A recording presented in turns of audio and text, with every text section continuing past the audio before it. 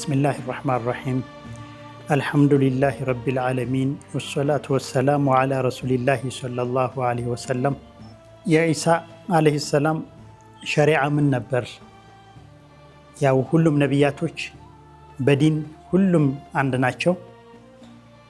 ነገር ግን የሚለያዩት በየጊዜው የተለያየ ሸሪዓ ሊኖራቸው መቻሉ ነው እና የኢሳም ሸሪዓ የተመሰረተበትን ዋና አላህ Subhanahu Wa Ta'ala በቁርአን ሲነግረን ومصدقا لما بين يدي من التوراة ولأحل لكم بعض الذي حرم عليكم وجئتكم بآية من ربكم فاتقوا الله وأطيعون በማለት ባጭሩ ገልጾታል ማለት ነው። ያው ከበፊቱ ወርዶ የነበረውን ተውራት እውነት ነው ብለው የሚያምን ኢሳ አለይሂ ሰላም ከዛ በፊት አንዳንዶች ሐራም የተደረጉ ነገሮችን ሐላል ለማድረግ እንዲሁ ደግሞ ከጌታ በሆነ ተአምራት የመጣና ፈተቁላህ ወአጢዑን አላህ እንድትፈሩና አላህን እንድትታዘዙት በዚህ መሰረት ላይ ነው እንግዲህ ነብዩላህ ኢሳ አለይሂ ሰላም የተላከው ማለት ነው። ማለት ከተውራት አይወጣም። ምክንያቱም ተውራት ዋና ኪታብ ነው። ከተውራት ተንተርሶ እሱ ትክክል ነው ብሎ ነው የሚነሳው። ግን ከተውራት ውስጥ አላህ Subhanahu Wa Ta'ala ሐራም አድርጎባቸው የነበሩ አንዳንድ ነገሮችን ቀንሷል፣ ሐላል አድርጓል ማለት ነው በአላህ ትእዛዝ። ይሁ ደግሞ ያው ምናልባት ከሙሳ የተለያዩ አያቶች ተአምራቶች ተሰጥተውታል። እነዚያን ተአምራቶች እያሳየ ሰዎች የነበሩበትን ነገር ትክክል ያልሆነውን እንዲተውና ወደ ትክክለኛው ጎዳና እንዲመለሱ ለማድረግ ነው ማለት ነው። ፈተቁላህ ወአጢዑን አላህን አፍሩ። አሁን የምትሰሩት ስራ ይሄ አላህ የመጣበትን ሙሳ የመጣበትን ተውራት የመጣበትን ነገር የማንሻፈፍ ስራ ልተው ይገባችኋል፣ አላህንም ልትታዘዙ እኔን የምታዘዙ ይገባል በማለት ይሄን አስተላልፏል ማለት ነው። እንግዲህ ያው ተውራትን ያጸድቃል። ተውራት ትልቅ መጽሐፍ ነው ኢሳም የተቀበለውና በሱም ተስዲቅ ያደረገው ነው። ግን በሱ ውስጥ የተለየ ነገር ያመጣው ከተውራት ውስጥ ሐራም ተደርገው የነበሩ አንዳንድ ነገሮችን ሐላል አድርጓል በሱ ሸሪዓ ማለት ነው። እንግዲህ ሁሉም ነቢያቶች አንድ አይነት ሸሪዓ አይደለም ይዘው የመጡት ማለት ነው። አንዳንድ አፈጻጸሞቻቸው ይለያያል። የኢሳና የሙሳም በዚህ መልኩ ይለያል ማለት ነው። ነገር ግን ሁሉም አንቢያዎች የጋራ የሚያደርጋቸው የመጀመሪያ ጥሪያቸው የተውሂድ ጥሪ ነው። በአምልኮትም ተመሳሳይ ናቸው። የያህያንም የኢሳንም እንዳየነው ማለት ነው። እንግዲህ የመጀመሪያው የተውሂድ ጥሪ ነው የኢሳ። ያው በልጅነቱም ገና ከአንቀልባ ሳይወርድም የጠራበት ጉዳይ ነው። ኢኒ አብዱላህ በማለት እኔ አላህ ባሪያ ነኝ በማለት አረጋግጧል። ማለት ሊገዙት የሚገባው ሊያመልኩት የሚገባው አላህ ብቻ ነው ብያምናለሁ ማለት ነው። ኋላም ዳዋ በሚያደርግበት ጊዜ ሰዎችን ወደ መልካም ነገር ሲጠራ የመጀመሪያው ጥሪው ኢነላህ ረቢ ወረቡኩም ፈዕቡዱሁ ሃዛ ሲራጡን ሙስተቂም፣ ትክክለኛው መንገድ ይህ ነው።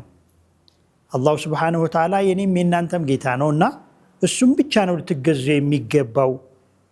ሃዛ ሲራጡን ሙስተቂም፣ ትክክለኛው ጎዳና ብሎ ማለትና ሰዎች ሁሌ የሚለምኑት መንገድ አላህ እንዲወፍቃቸው የሚለምኑት መንገድ ይህ መንገድ ነው። ጌትነቱን ከመሰከሩ በኋላ እሱም ብቻ መገዛት ማለት ነው። ስለዚህ እንግዲህ የኢሳ የተውሂድ ጥሪ የነበረው ነው። ስለዚህ ኢሳ ጠቅላላ ህይወቱ ማለት ይቻላል ሰዎች በተውሂድ ማለት አላህን ብቻ እንዲገዙ በመጥራት ላይ ያተኮረ ህይወት ነው ያሳለፈው። አብዛኛው ቁርአን ውስጥ በተለይ ስለ አላህ አንድነት፣ ስለ አላህ ልጅ ስላለመኖር፣ ስለ አላህ አለመወለድ የሚገልጹ ማንኛውም አብዛኛዎቹ የቁርአን አያዎች በኢሳ የተነገሩና ኢሳን አስመልክቶ የተነገሩ ናቸው። ኢነላህ ረቢ ወረቡኩም ፈዕቡዱሁ ሃዛ ሲራጡን ሙስተቂም። ይህንን በተለያየ ቦታዎች ያደርሱ የነበረ መልእክት ነው ማለት ነው። ይህንን ለማድረስ ስለተላከ በጊዜው የነበረው ተጨባጭ ተውራትን በመለዋወጥ የሙሳ መንገድን በማዛባት ከዛም በኋላ የመጡትን ነቢያቶች መንገድ በማዛባት ኢንሒራፍ የተደረገበትና ተውራትም ተሕሪፍ ተደርጎ ተጨምሮበት ተበውዞ ብዙ ነገሮቹ ስሙ ብቻ እስከሚቀር ድረስ የተደረሰበት ስለነበር ማለት ነው። ሌላው ኢሳ ጓደኞች ነበሩት ማለት መቼስ ኢሳ ብቻውን አይደለም፣ ተከታዮች ይኖሩታልና እነዚህ ተከታዮቹ ደግሞ ሐዋርይን ወይም ደግሞ በጣም ቅርብ የሆኑ ሰዎች ለሱ ሐዋርዮች ነበሩት። አላህም ወኢዝ አውሐይቱ ኢለል ሐዋርይን አን አሚኑ ቢ ወቢረሱሊ ቃሉ አመና ወሽሀድ ቢአንና ሙስሊሙን። ለኢሳ ብቻ ሳይሆን ለሱ ጓደኞችም አላሁ ስብሓነሁ ወተዓላ ወሕይ እንዳደረገላቸውና እመኑብኝ እንዳላቸው ገልጾልናል አላሁ ስብሓነሁ ወተዓላ ማለት ነው። ስለዚህ የኢሳ ሐዋርዮች አላህ ማሳወቅን ያሳወቃቸው ናቸውና ትልቅ ደረጃ ያላቸው ናቸው ማለት ነው። በእርግጥ ይሄ ማሳወቅ ኢልሃም ይሉታል ብዙዎቹ ዑለማዎች። ለነ ሙሳ እናት እንዲሁ ደግሞ ለሌሎችም እንዳሳወቀው ሐታ ለእንስሳዎች ወአውሐይና ኢለነሕሊ ብሎ እንደተናገረው ማለት ነው። እንደዛም ነው ይላሉ። ግን ይሄ መልእክት ደርሷቸዋል። ይሄ መልእክቱ ይለያል ማለት ነው። ወኢዝ አውሐይቱ ኢለል ሐዋርይና አን አሚኑ ቢ ወቢረሱሊ፣ በእኔ ብቻ አመኑብኝ ብዬ ለሱ ጓደኞችም መልእክት አስተላልፌያለሁ ይላል አላሁ ስብሓነሁ ወተዓላ። ያኔም እነሱ ቃሉ አመና ወሽሀድ ቢአንና ሙስሊሙን፣ እና እኛም አምነናል፣ አንተ ያልከውን አምነናል፣ ወሽሀድ ቢአንና ሙስሊሙን፣ ሙስሊሞች መሆናችንን መስክርልን በማለት አረጋግጠዋል ለአላህ ማለት ቃላቸውን ሰጥተዋል ማለት ነው። እንግዲህ ይሄ በዚህ ሁሉ የታገዘ ነው ዒሳ ዓለይሂ ሰላም። ወአተይና ዒሳ ብነ መርየም አልበይናት ወአየድናሁ ቢሩሒል ቁዱስ፣ በሩሐል ቁዱስ ደግሞ የረዳነው ያገዝነው ነው። ብዙ ተአምራትን እንደሰጠነው ሁሉ በይናት እንደሰጠነው ማስረጃዎችን እንደሰጠነው ተአምራቶችን እንደሰጠነው ሁሉ በሩሐል ቁዱስም የሚታገዝ አድርገነዋል ይላል። በጅብሪል የሚታገዝ አድርገነዋል። ይሄ ከልጅነቱ እስከ መጨረሻ ድረስ ነው ይላሉ ዑለማዎች። እና በጅብሪል የሚታገዝ ነበር በየትኛውም ሁኔታው ማለት ነው። ጅብሪል ጓዱ ነበር ይላሉ። እና ይሄ ትልቅ የአላህ ተአምር ነው ለኢሳ ዓለይሂ ሰላም ያደረገለት ማለት ነው። ኢሳ ዓለይሂ ሰላም ማዕድ ከሰማይ የተወረደለት ነብይ ነው። እንግዲህ ይህም በእርግጥ እሱ ጋር የነበሩት ጓዶቹ ጥያቄ ነበር። ሐቂቃ ኢዝ ቃለ አልሐዋርዩነ ያ ዒሳ ብነ መርየም ሀል የስተጢዑ ረቡከ አን ዩነዚለ ዓለይና ማኢደተን ሚነ ሰማእ ቃለ ተቁላህ ኢንኩንቱም ሙእሚኒን። እንግዲህ የዚህ ጋር ምክንያቱም እነዚህ ሐዋርዮቹ ኢሽሃድ ቢአንና ሙስሊሙን ብለው ለአላህ ቃል የሰጡ ሰዎች ናቸውና ሀል የስተጢዑ ረቡከ የሚለው ማዕና እዚህ ጋር ሀል የስተጢዑ ረቡከ ያለማመን ጥያቄ አይደለም። እንደውም በሚጠየቁበት ጊዜ ልክ እንደ ነቢዩላህ ኢብራሂም ነው ያሰብነው።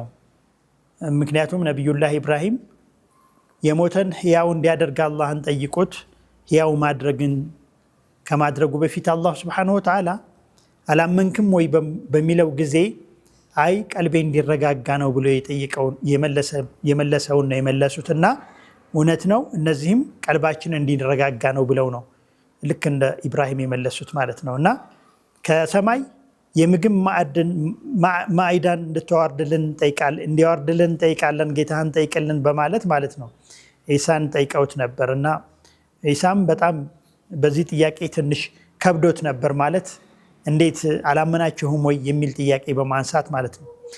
ከሱ የምንፈልገው ቀልቦቻችን እንዲረጋጉና ትክክለኛ ጠንካራ የሆነ እምነት እንዲኖረን እንዲሁ ደግሞ አንተ የመጣበት መንገድ ከዚህ አሁን ካለንበት የበለጠ ማረጋገጥ እንድንችልና በዛም ደግሞ አላህ ባወረደው ነገር ደግሞ መስካሪዎች እንድንሆን ዘንድ ነው በማለት ሶስት ምክንያቶቻቸውን ነግረውታል ማለት ነው። በዚህም መሰረት ዒሳ ዓለይሂ ሰላም አላህን ጠየቀ።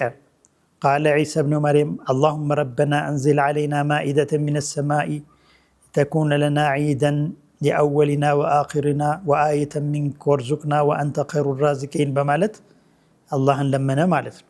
ግን አወርዳለሁኝ ካወረድኩት በኋላ ግን በሱ የካደን ሰው ከአሁን በፊት ማንንም ቀጥቼ የማላውቀውን ቅጣት ቀጠዋለሁኝ በማለት አላህ መለሰ ማለት ነው። ምክንያቱም እስካሁን ያዩት ነገር ብዙ ስለሆነ ማለት ነው። እስካሁን ያዩት ሙዕጅዛ በርካታ ስለሆነ ስለዚህ ይህንንም ሙዕጅዛ አይተው ደግሞ የሚጠራጠሩ እንዳይሆኑ ማለት ነው። የሚጠራጠሩት ሰዎች ከፍተኛ ቅጣት ይጠብቃቸዋል በማለት ገለጸ ማለት ነው አላሁ ሱብሓነሁ ወተዓላ።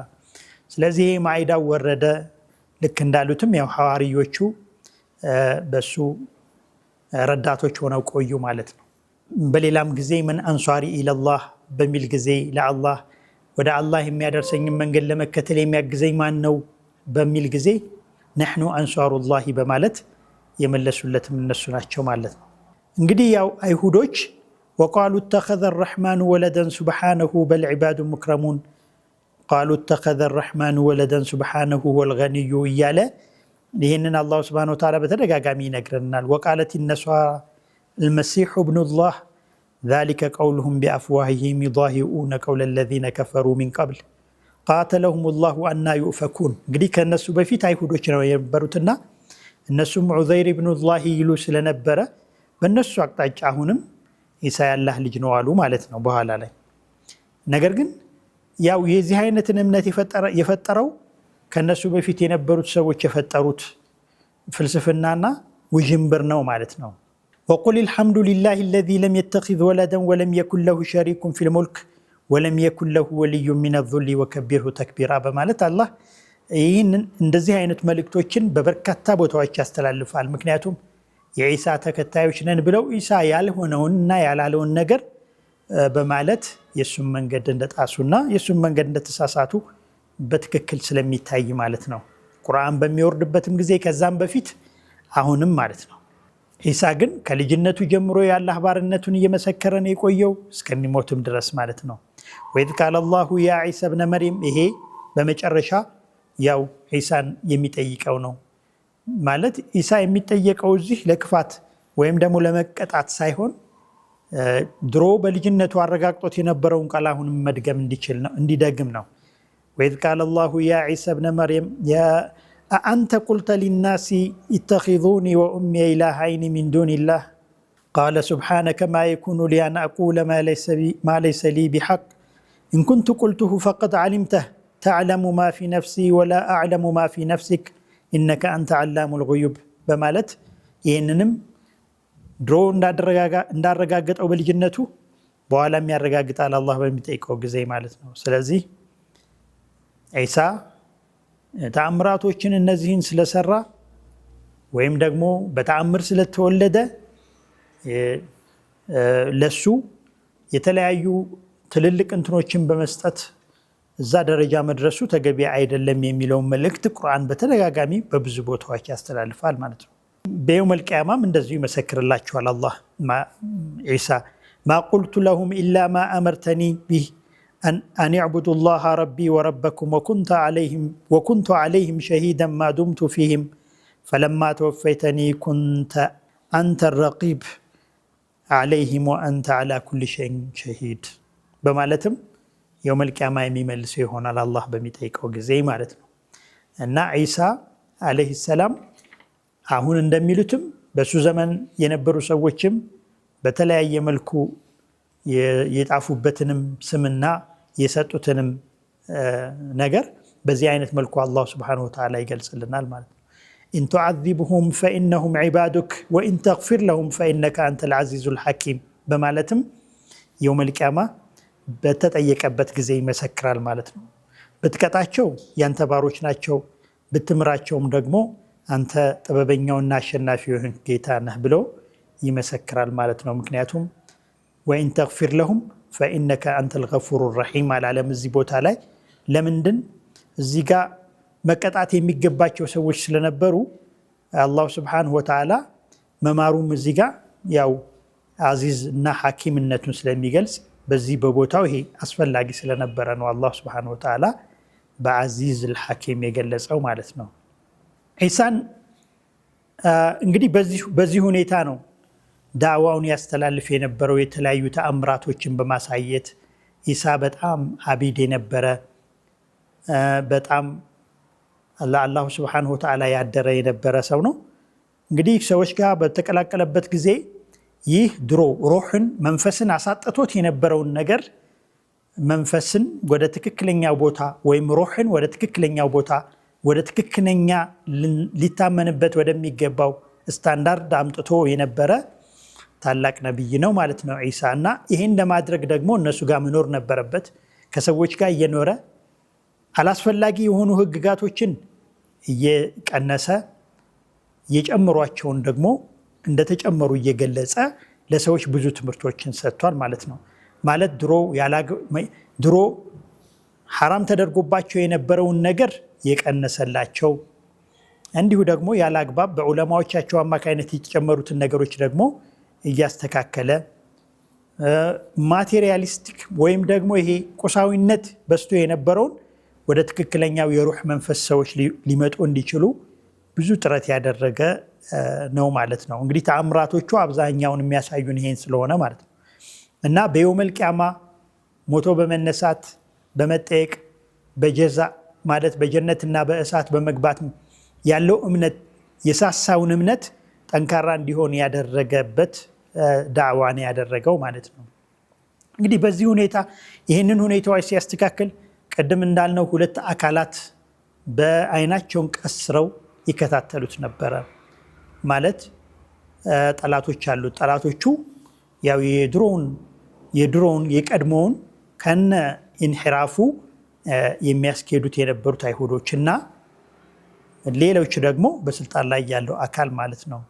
በስልጣን ላይ ያለው አካል ከኢሳ የማይፈልገው ከኢሳ ትምህርት የሚቃወመው ነገር፣ ቀድሞ የነበሩት ሰዎች ደግሞ ከኢሳ የሚመቀኙት ነገር ስለነበረ ሁለቱ እንግዲህ አንድ ናቸው በዚህ ረገድ ማለት ነው። ነገር ግን በኢሳና በአይሁዶች መካከል የሚደረገው ሽኩቻ መንግስታቶችን እድሜያቸውን እንዲጨምር ያደርግላቸው ስለነበረ ሽኩቻው እዛው እንዲቆይ ትተውት ነበር። በመጨረሻ ግን ያው ጦር ማለት እዚህ ትግል ውስጥ እንዲገቡ አስደርጓቸዋል ማለት ነው። የኢሳ የዳዕዋ ማፋፋም በተለይ ያህያና ዘከርያ ከሞቱ በኋላ ያደረገው የዳዕዋ ትግል እዚህ እንትን ውስጥ መፋጨት ውስጥ እንዲገባ አድርጎታል ማለት ነው። እንግዲህ ያው ይሄ ፍጭት ነው ኢሳን እንዲገደል ያስቻለው ማለት ነው። እንዲገደል ያስደረገው ወይም ደግሞ የመግደል ሙከራ ያደረጉበት ወይም የመግደል ውሳኔ እንዲወስኑ ያስቻላቸው እሱ ነው ማለት ነው። አይሁዶች መንግስታቶችን ወይም ደግሞ ያስተዳድር የነበረውን አካል አነሳሱ። በዚያ መልኩ እንግዲህ ያው በዚህ ተስማሙ። እሱን በመግደል ወይም በማጥፋት እሱን ወሰኑ። ከዚያም ያው ኢሳን በመከታተል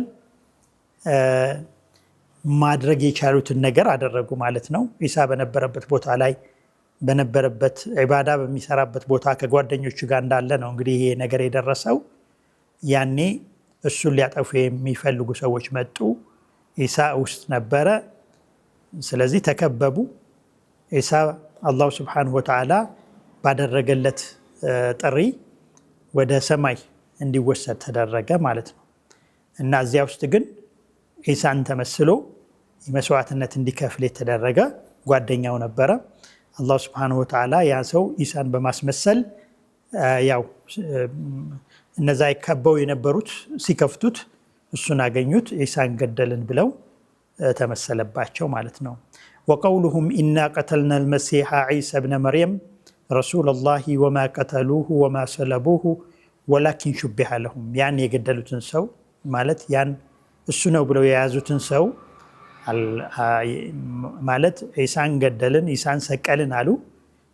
ነገር ግን ኢሳን ሳይሆን የገደሉት ኢሳ ጋር ተመሳስሎባቸዋል ነው የሚለው አላሁ ስብሓነሁ ወተዓላ። ወማ ቀተሉሁ ወማ ሰለቡሁ ወላኪን ሹቢሐ ለሁም። ለነሱ ተመሳሰለባቸው እንጂ አልገደሉትም አልሰቀሉትም፣ ወደኛ ነው። ወማ ቀተሉሁ የቂነን በል ረፈዐሁ ላሁ ኢለይህ። ወደ አላሁ ስብሓነሁ ወተዓላ ወደ ራሱ ነው ከፍ ያደረገው፣ አልገደሉትም። ወኢን ሚን አህሊል ኪታቢ ኢላ ለዩእሚኑነ ቢሂ ቀብለ መውቲህ ወየውመል ቂያመቲ የኩኑ ዐለይሂም ሸሂዳ። ማንም የአህለል ኪታብ የሚባለው ከመሞቱ በፊት በሱ ያምናል። ይህን አላሁ ስብሓነሁ ወተዓላ አረጋግጧል።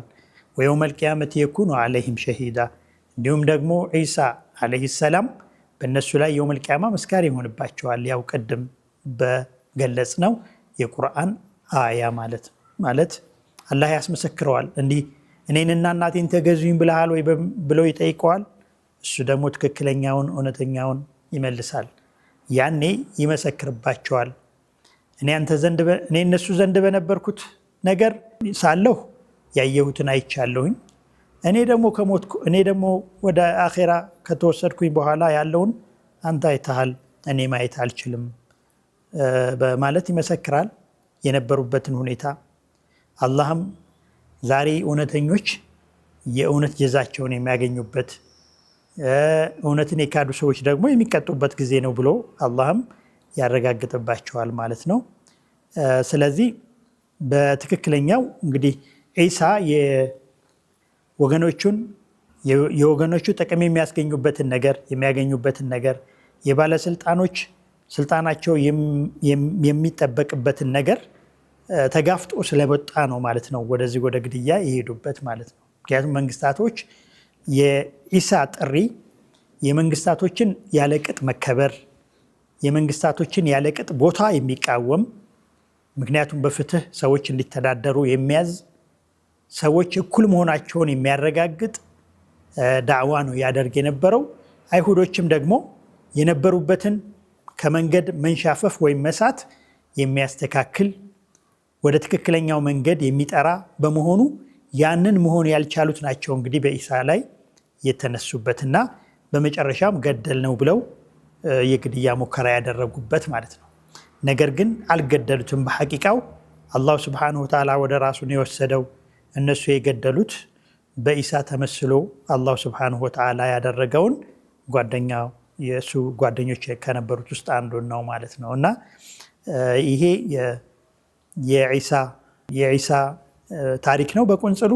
ግን ከዒሳ ባህሪዎች ምን ነገሮች ነው የምንማረው ከተባለ የዒሳ ባህሪዎች ምን ነገሮች ናቸው? ዒሳን እንዲህ ጠንካራና ህዝቡን እንዲህ እንዲጠራ ያደረገው ምን ባህሪዎች ስለነበሩት ነው የሚለውን በሚቀጥለው ፕሮግራማችን ለማየት ሞክራለን። ሰላሙ አለይኩም ወራህመቱላሂ ወበረካቱሁ።